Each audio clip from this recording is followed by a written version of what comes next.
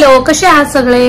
ननंदबाई आल्यात, नंतर आम्ही पण आलोय. तर मग चला मग थोडं देवदर्शन करून येऊया म्हणून आमचं पंढरपूर, तुळजापूर, अक्कलकोट आणि गाणगापूरला जायचं ठरलंय. आज आहे शुक्रवार, पण पंढरपूरचं आज मंदिर बंद आहे असं समजलं.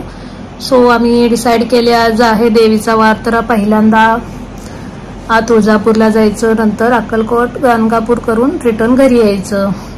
दोघींची चर्चा चालू आहे. सगळं सामान वगैरे घेतलंय का आणि आता गाडीत बसायचं आणि चला मग तुळजापूरला निघायचं. दुपारच्या 2:30 वाजलेत. आम्ही 1:30 वाजता निघालेलो घरातून आणि आता एक हायवेला, सोलापूर हायवेला एक झाड सापडले आंब्याचं आणि आता आम्ही तर जेवण करणार आहे. या जेवायला.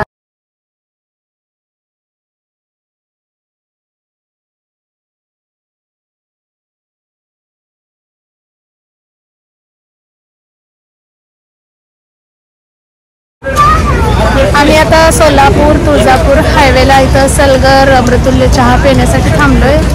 इथून एक 20 किलोमीटर आहे तुळजापूर. इकडं आमचा चहा आला तोपर्यंत आईने आमच्या गरमागरम भजी ऑर्डर केली. भजी खूपच टेस्टी होती आणि आई आमच्या सन्मईला चारत्यात आणि स्वतः पण आनंद घेतात. जर तुम्हाला ब्लॅक टी पाहिजे असेल तर तिथं तुम्हाला ते सुद्धा भेटून जाईल.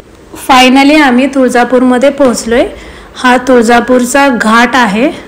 घाट संपल्यानंतर तुम्ही छत्रपती शिवाजी चौकात पोहोचताय.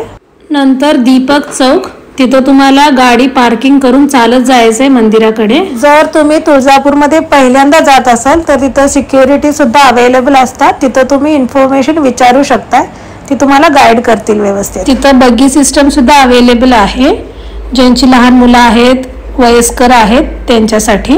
मंदिराच्या आत एंट्री केले अशी तुम्हाला मंदिराकडे एक रांग दिसेल.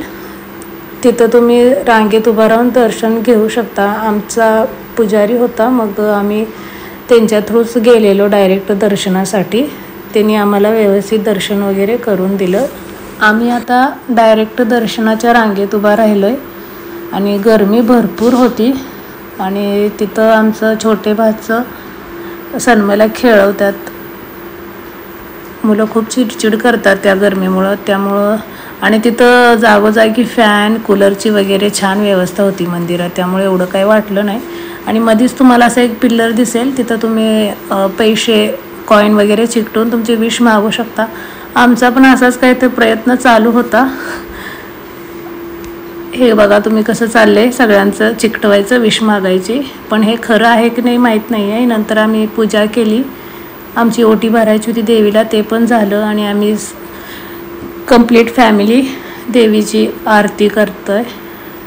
आणि आमचे जे पुजारी होते ते खूपच छान होते. आमचं दर्शन वगैरे खूप छान झालं. तिथं पूजा वगैरे झाली. नंतर आम्ही मंदिराच्या बाहेर येऊन बसलेलो, तेव्हा महादेवाची सासनकाठी आलेली.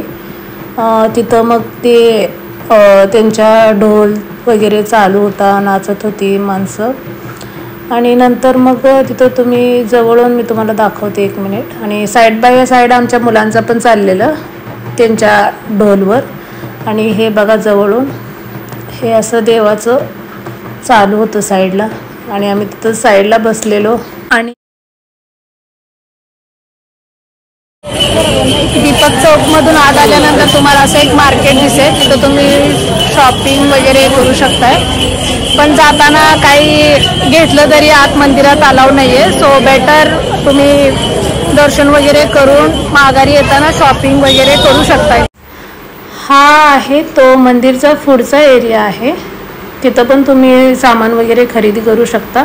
आणि आम्हाला जायचं होतं अक्कलकोटला, मग आमची तिकडं जायची गडबड चाललेली. आणि तुम्ही प्लीज माझ्या चॅनलला फॉलो अँड सबस्क्राईब करा आणि कमेंट पण करा. थँक्यू.